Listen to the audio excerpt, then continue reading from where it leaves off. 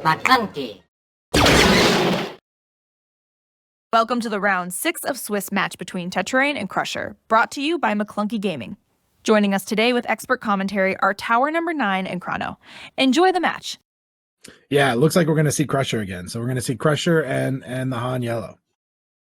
Krusher and Han Yellow, huh? Okay. Well, he was able to. No, wait. Are we sure about that? I think they might still be updating the. I think they might still be updating the overlay. It looks like that guy has an ECL. Oh, that might be like a different deck. Okay, yeah, okay. Yeah, he's got a double deck box, which you should be careful about. Yeah, that's it might not be the most prudent choice. I have heard at some events, I'm not sure about this game, but I've heard at some events of people getting seriously penalized or even DQ'd for having cards other than those related to their deck in the deck box. Even like crazy stuff, like people being given promos as part of the event, putting the promo in their deck box, and then being penalized for having a card that wasn't in their deck box. Yeah, I'm gonna talk to ground control on this one and see what they want to do. But in the meantime, I do think that this Han Yellow, I'm excited to see it because it could be one of two different versions, right? It could be what I know they're referring to as the good stuff, which is just a lot of just really powerful tempo-based strategy stuff, or it could be the Rebel version, which is trying to play a lot of early Rebel units to try and maximize an aggro strategy. What do you think the odds are that we see a Tech DJ combo? He's going to have it in the deck. 100% it is in the deck. Whether we actually get to see but a meaningful I know impact. It's in the deck, but what do you think the odds are that he pulls it off? You know, I don't think it's actually too hard to do into Boba Green in comparison to some of the other strategies, right? Like, what are their answers there? Waylay, or I guess we saw Syndicate Lackey, OB. But even OB is kind of hard. Cube in chat says, get ready for the secret tech. And that this is a third version of Han Yellow. I don't know what version that is, but we will see. Unless of course he's just joking us, but we'll see. Yeah.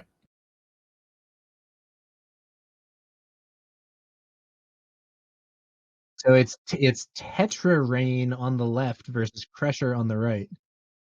They've rolled the same number as each other multiple times. This is why, by the way, you should do odds or evens instead of high roll. But they have finally managed to find this. And Hyperspace Cube in chat says that this is a version of Han Yellow that's actually tuned to beat Boba Yellow. Oh, there's a third. Yoda Killer, you can't have a third version of this deck. What are we talking about here? Third version. Maybe we can. We'll have to see. No, apparently we're going to have one, but man, we'll see. If it is the case, I'm excited to see what we find here. Yeah. Hyperspace Cube, do you play with Tetrarain here?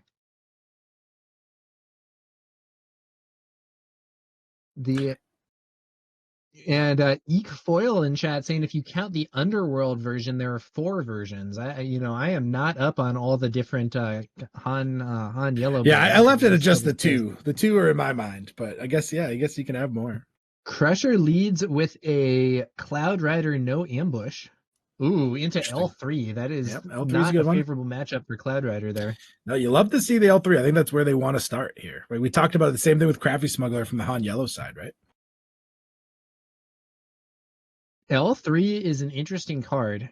So on paper, L3 is like insane because Crafty Smuggler is already good, and L3 is Crafty Smuggler with substantial upside. But in practice, L3 is actually very similar to Crafty Smuggler because Capture is almost completely not seen competitively. Yeah, at this point, you're right. I do think some of the cards like Relentless Pursuit are very powerful, though. So we might see some things down the line. I have totally rescued a card from Relentless Pursuit before, but doesn't come up very often. And this is interesting. It looks like L3 they're going for the base. Who do you think the beatdown is in this matchup? In this matchup, it's going to be the Han Yellow, but again, it sounds like this is a different version of the deck. So I'm not 100% sure. Yeah, so going based here definitely means that Tetrarain thinks he's the beatdown. I'm a little surprised that we went for base instead of going for Cloud Rider, but yeah. That doesn't make, again, you got to take the trades when you can get them. That's a very favorable trade I would have taken for sure. And did he spark that super laser tech last Super turn? laser Is that tech, what we yeah. saw? Yep, that is what we saw. Which counter goes against the aggro strategy a little bit, right? You're basically Yeah, saying it's a little surprising to me, but maybe he's really trying to deny that ramp. I don't hate denying the ramp, but then I probably would have gone for a little bit more board control early. Right, yeah, it seems not entirely aggro, but this isn't a deck that I know. Tetrarain is the expert here, and For sure. he's been doing pretty well to go 100%. 5-0 thus far. We'll see if he can get round 6. I'm excited to see what different tech we're talking about because so far pretty status Ooh, quo. Forlom, no ambush. I mean, at this point, we got 10 to 6 on, or 10 to 5. I mean, on board Krusher control, is just board pressure. racing here, and he's winning the race. We'll see whether or not Tetrarain can do something to turn that around. Greedo on the field, this time on Tetrarain's side of the board. Cunning does a great job of turning the race around, though. So if he has access to that coming up. And now Tetrarain sees, I'm not winning this race, and has L3 take out that Cloud Rider. Mm-hmm. Now I don't think did we see a Han accelerate that turn? I don't think we did, which means that he does have to pay for the Falcon. Right, he does have to pay for it here, which gets a little awkward, but we can still see Han flip this turn. We won't see Han unit, but Cunning's still great. We aren't going to see the classic 5-6-7 combo.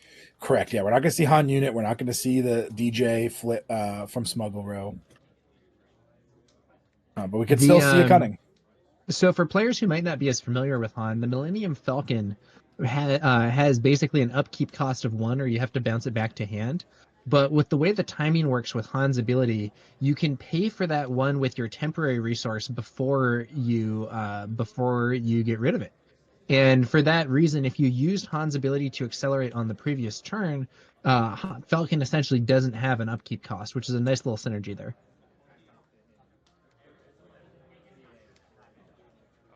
Krusher thinking over his play and decides to have Forlom take out L3. I like it. Greedo swings for base. Okay. Boba can now kill Greedo and not take any damage in return, but Greedo's top deck could potentially damage Boba or finish off Forlom here. It does also leave the Forlom on the board, which is very relevant into the Krusher Zuckuss, opts for the base instead. Leaves that Forlom up, and if he has a Zuckuss, Han is in big trouble.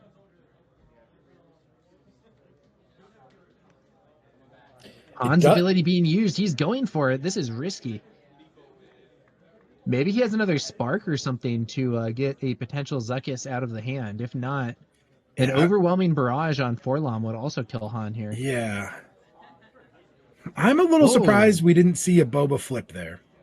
Yeah, Maclunky returning the Forlom to kill Greedo. Looks like the Greedo top deck, did it hit? I can't tell because of glare on the card sleeves. I'm not sure why we wouldn't flip Boba here. And then threaten OB, threaten surprise strike into Lahan, threaten everything. Looks like Tetrarain goes for a Falcon swing to base. Then we see Boba deploying. This isn't Han ECL though. There's no real risk of a qi'ra. qi'ra, yeah. Okay, so I can see. Interesting. Boba's armor in hand, but qi'ra can't. I don't think qi'ra can block that. Not at this stage. I mean, he doesn't have to name a card in hand, right? He could name Overwhelming Barrage. He could name He could name whatever Zuckuss. he wants. He could do whatever he wants. Now, if there were a confiscate here, that would be brilliant for Tetrarain. I can't imagine seeing that game 1, unless that is the tech that it seems very unlikely that he would have confiscate main deck. Qi'ra easily wiped. The Forlom hits the field. Tetrarain opts not to deploy. So he didn't name either card in hand, or maybe he named Forlom. Yeah. I wonder if the play was to name the armor to make him have to pay up. I don't know. Tetrarain is far behind here now. Very far behind. I don't think he expected Krusher to go on the offensive so much. The way he was playing it, I don't think he Mark. saw this coming. Oh man, that is a brutal choice because both those cards are Both. extremely strong. Yeah, he's in trouble. Choosing between a Fet's Fire Spray or an OB. Overwhelming Barrage. He's got to take the OB, right? Like, because he hasn't flipped Han yet. Yeah, he does, and he does take that OB out of the hand. And well, at least he knows there's no Zuckuth now. I don't know. Here's a factor though. With that Boba Fett's armor, Boba is suppressing Han here. He doesn't even need to have the hotshot.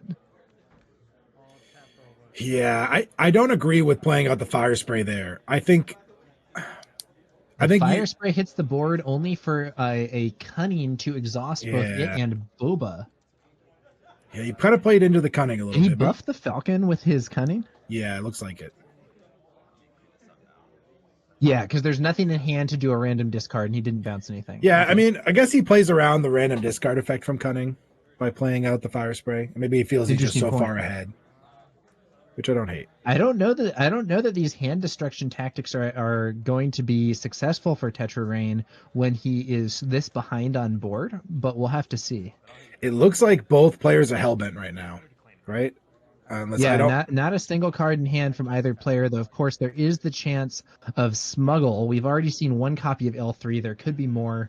Both players could be running the Hotshot Blaster, and in this case, neither of them has resources to spare, so that's probably not the case. But what does Han swing for here? Does he swing base? He did. Yeah, he did. I think that's his only option right now.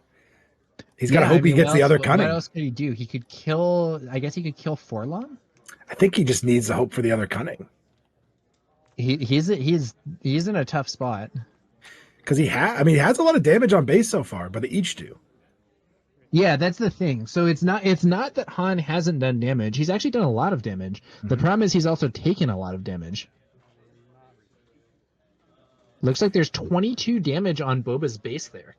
Yeah, I'm assuming he was hoping just to get the surprise strike, a blaster, cunning. If he has a cunning and Boba doesn't, it could be, or doesn't have like something.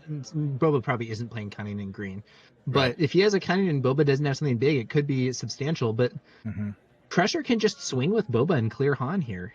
Right, that's the problem here. You need exactly cunning into nothing, right? You need cunning, pump your Falcon, tap Slave 1, tap Boba here, leader, into no waylay or any type of response from your opponent. And Krusher can lead by killing Falcon or Han just with either a swing. But he doesn't. I think it's a swing at the base. That is a little risky to me. We are racing fast here. How much damage has Tetrarain's base taken? It seems to be quite a bit. I think he's at 8 health remaining, if I'm reading that correctly. It looks like 22 damage. I think it's 24 damage. And that puts him in lethal to a lot of cards. Yeah, he's got a surprise strike. But he's not have enough, or he does. Yeah, so I think Tetrarain is scooping there.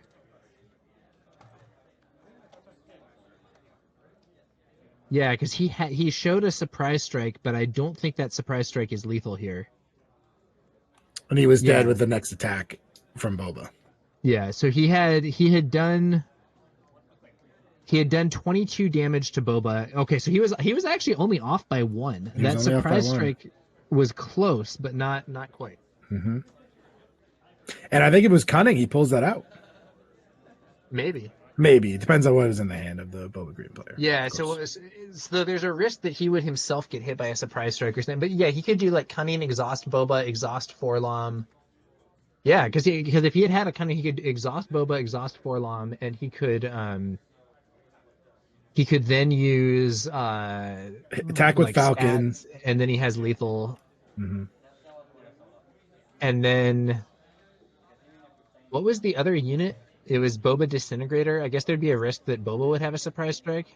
Yep, could have happened, but that's not what we saw. So no, Tetrarain is defeated here by Krusher, and we're going to see what happens in game 2. Yeah, I'm excited to see what happens, especially if this deck was built to beat these types of strategies, as we heard before the game. I'm interested to see what the Han Yellow has in their board. Now, to be fair, I think he did say it was to beat Han Yellow or Boba Yellow, not Oh, Boba Boba Green yellow, not Boba necessarily. green. So I'm Okay. not sure that there's going to be. I'm not sure if he has any super tech for this matchup in particular, but we'll see. Um, it seemed like we saw a lot of hand destruction cards, which are like Hmm. not bad cards, but didn't seem necessarily that suited to the scenario where Crusher had such a strong board. Yeah, and I think the hand disruption is really powerful, right? Going Spark into Bodhi, that's a big game. Into qi'ra, of course, as well. Yeah, I remember having a. I remember getting beaten when I was running. Oh, what was it? Back in the day when I was running like an Iden red deck, I remember that stuff that goes after the hand was quite strong against that. Yeah, I think it's an interesting build for sure.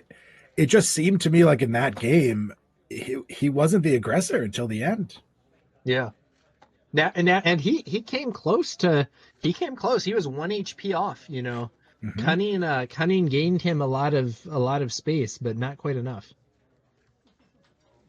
Cunning is such a strong card. It sure is. Sure is. And I do think from Tetra's side, he did the right thing for what he was trying to do. Right, he led with the shielded unit to play around the Maclunky. He was able to build a pretty decent board. I do think, yeah, I do think that it might have been more successful if he had used L3 to take out the Cloud Rider earlier in the game. Hmm. But I'm not sure. You Yeah, know, it's tough to say. I do think the Boba's armor was big too. Like I think yeah, that really absolutely. set him back. Boba's armor, a very relevant card. If Tetrarain didn't already have Confiscate, he might be bringing it in now. Oh, and in chat, Yavin Base, aka Endless, who was streaming with me for the start of this event, says, "Hi Tower, hope it's been a good tournament. Back to watch for a little bit. Good to see you again, Endless. And yeah, it's been fun. We're on round 6 now, and whoever wins this round will make the top cut basically for sure, as far as I know, assuming they don't drop or whatever. And then we're gonna have one more round of Swiss before we get to those top 8 games."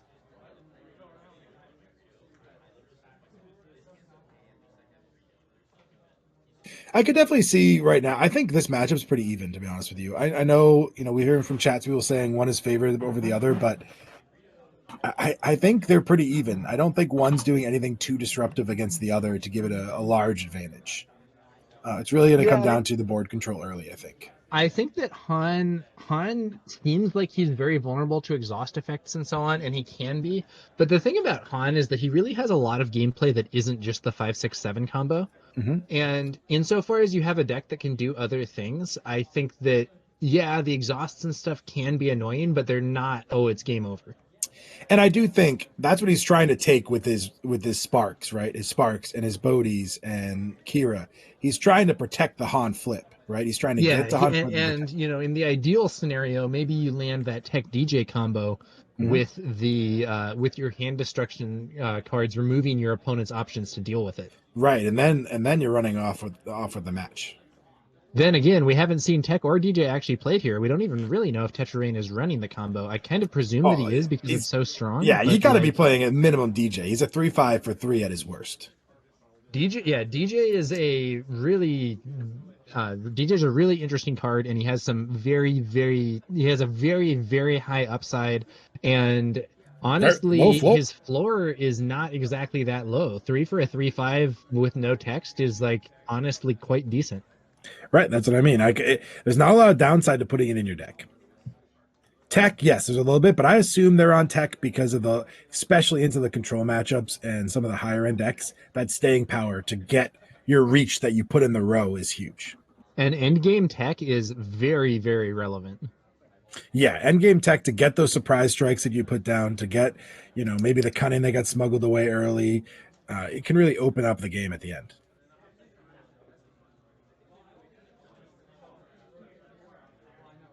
A friend of mine from past games, Mind's Desire, who played Elf. I would personally have said that I think for a substantial amount of time I would have considered him the best L5R player in the world. Um, and I remember him saying that he thought that Tech was one of the most powerful cards in the entire game. and one of the most powerful cards of the second set, certainly. And I think the upside of Tech is very, very, very high. Yeah, I think he does something extremely unique that gives you a lot of reach and power for sure. Yeah. And it's not, oh, wow. Turn 1 Spark of, what the heck is that hand? Double Super Laser Tech. Oh, I don't like that. Takes one of the super. Why? Does he have another thing that he's going to use to remove the other Super Laser Tech? That would be very cheeky. I guess, but you're not gonna. I don't know. Oh, maybe he's like, oh well, I have this Bodhi anyway, but he knows his opponent has. Yeah, Bazine. but Bodhi can't take it. I think Bodhi can't take. I think you just take the Bazine, protect your hand, then go into the Bodhi to get one of the maybe the OB. Did he have a qi'ra? Is he going to go into qi'ra and block the other? No, but he can't block the tech because his opponent can play it before qi'ra resolves. Right. That was a very strange play. Very strange. But there is double over. Well, I know what he's choosing with qi'ra. Yeah, but I think it's a little too double overwhelming barrages. It's a little too late for it to matter, though. I think. Well, he can block the barrage for this turn. Yeah, well, he can get a Boba. I guess the opponent could still swing. He can swing Boba into it. Yeah, Krusher can still have the Super Laser Tech hit qi'ra, and then have Boba hit qi'ra. Because he's going to have the actions. He's going to have the actions because of how you have to use Han. Good point. I don't. Very interesting play. I understand not thinking Bazine is much of a threat, but I think the tempo alone would have been a benefit there because you don't care. They're going to resource one of the other SLTs. They don't ever going to play 2 in a game.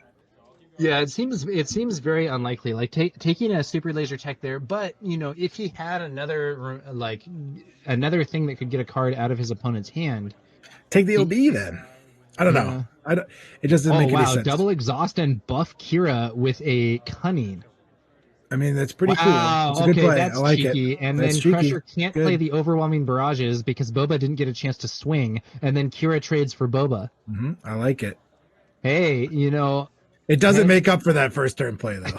It doesn't make up for it because it didn't do anything. But we'd still have one. We'd still have one less unit on the board. I do think there's other ways that could have gone that would have been better for Tetrarain, but that was a nice play there to deal with the Boba. Yeah, oh, for sure. Definitely a great play. All right, now Krusher brings out.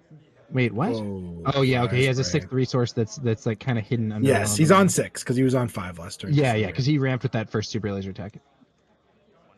Okay, well, Fett's Fire Spray. Now we know that there are those overwhelming barrages in hand, so we do have the prospect of an overwhelming barrage on the next turn. On unit or here's a combo. DJ. Yeah, he's playing DJ. DJ. It's nice, right? Because you're going to stop Vader, right? It's nice, but it is a little late. Little late. So DJ, when you smuggle out DJ, he gets to steal one of your opponent's resources, and this has a very strong synergy with Han's ability, because the temporary resource that you add, Han can choose to remove. You remove one at the end of the turn, or at the start of the next turn, or whatever the exact timing is, and you choose to discard your opponent's resource. So now even if your opponent kills DJ, they don't get their resource back. Now it is the overwhelming barrage as expected, clearing Han and buffing up that Fire Spray's stats, only for it to be bamboozled, so we're not going to see a swing for 7 this turn. There is another overwhelming barrage still in hand, though, unless Krusher resourced one of them that he had previously.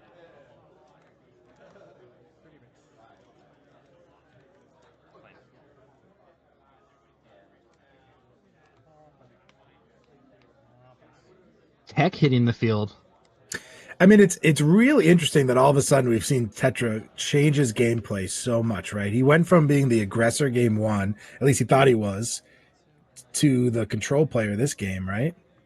Yeah, he's definitely changed his approach, or maybe that's just what the cards he was dealt indicated. The second overwhelming barrage didn't get resourced. There it is. Wow, and now there's a cunning. The overwhelming barrages are hitting this Fire Spray, but it keeps getting exhausted and doesn't get a chance to swing with the bonus stats. The Maclunky, the Bazine off the field. There we go. Imagine if the Bazine had been taken with the Spark. Well, there's the Maclunky, and that does mean he's going to get a chance to play Bazine as well. But it looks like is that a smuggled L3? Mm-hmm. I believe it is. We talk about this game. Every decision matters a lot. And I think we just saw exactly that in action. If he had to bounce the slave 1 with the Maclunky, boy, we'd be talking. That'd be pretty great, Bouncing right? slave 1 with Maclunky is a lot less efficient than bouncing Lot Bazine. less. Especially because bouncing Bazine means you're going to get to benefit from that one plate effect again. Especially when you're on hand disruption. So you can just you can spark it next turn or whatever if you have it, right? Does Tetrarain have any lasting answer to this Fet's Fire Spray, or is it just exhaust tricks? I mean, I imagine he's got big Millennium Falcon, but it doesn't kill it. But big Millennium Falcon doesn't trade well. Yeah, there it is. Into the Fire Spray. There's the big one in his hand. He drew it, but it doesn't trade well. And the big one's getting removed anyway, but Tetrarain gets his Bazine draw.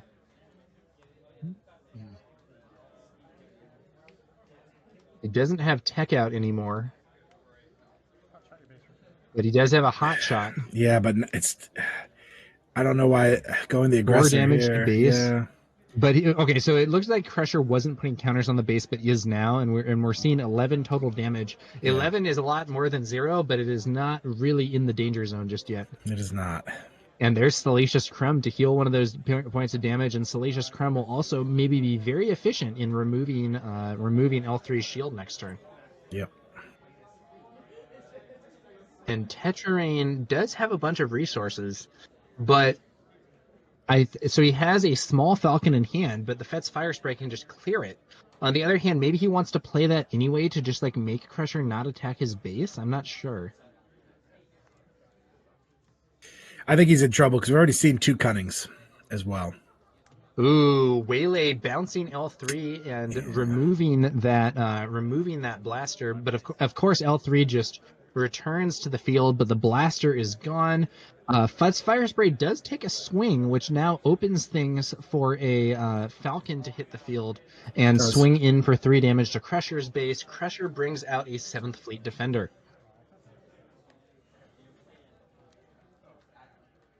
I do think, though, if I saw it correctly, that the 3rd Cunning is in our resource row, and Tech is so for been dealt Tetrarain? with. I believe so. That's not where you want it, but maybe he can bring out a Tech or something and still play that in the future. I don't know though. I'm not sure how much of a future he has. He has 12 damage on his base. He's probably not dead this turn, but we could be looking at lethal next turn, depending on what else happens in this game. Could we look at lethal this turn? We have finally gotten over the DJ play, so we can play our 7-8 drops, right? Krusher looking through Tetrarain's discard pile here. I think he was looking to see how many Cunnings he's used, right? So I think that's the big card. That's a reasonable thing. Maybe he thought his opponent had 3 and wanted to make sure.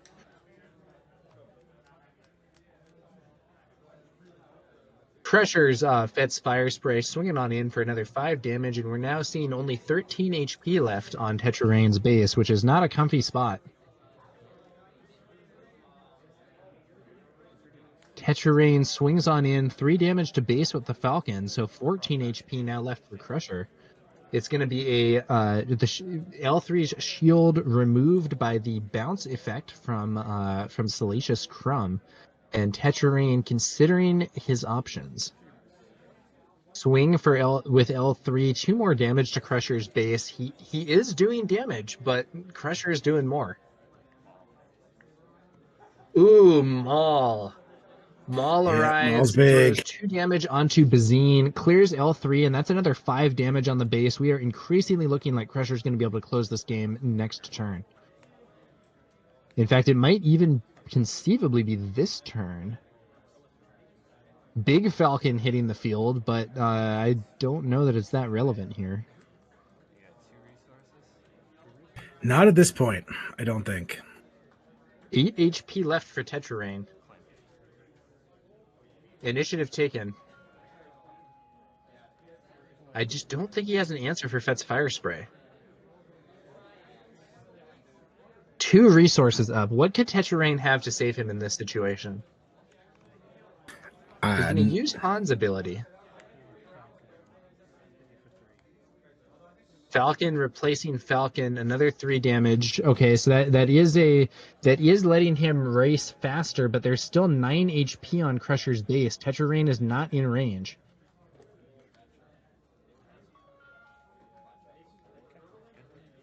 And he's got 8 left, right? So he's dead to both boards. Surprise strike, a blaster. Yeah, he's got the blaster. Yeah, there's the hot shot blaster on Maul, and Krusher gets the win here, 2-0 over Tetrarain. Yeah, I mean, it's crazy. And I know I kept picking up, but if he'd taken the Bazine with that spark on the first turn, it would have made that Maclunky play very awkward later. Tetrarain showing a change of heart. That could have been big if he had had a chance to use it. That could have been big too. But no, I do think that trying to clear those super laser techs after seeing 2 in hand, I don't think it was the right play, as you said. But at the same time, hard to tell entirely, but it seemed like Tetrarain had some short-term answers to that fire spray, but didn't really have anything to deal with it on a longer-term basis. Yeah, for sure. But I think it just came so like even though we were behind the whole time, it was crazy how like they could have raced it. Like if he had to use 6 resources to play the Slave 1 again, he might have won. Honestly, like it might have come down to that much of a margin. Thanks for watching and supporting Maclunky Gaming. Don't forget to like and subscribe. See you next time.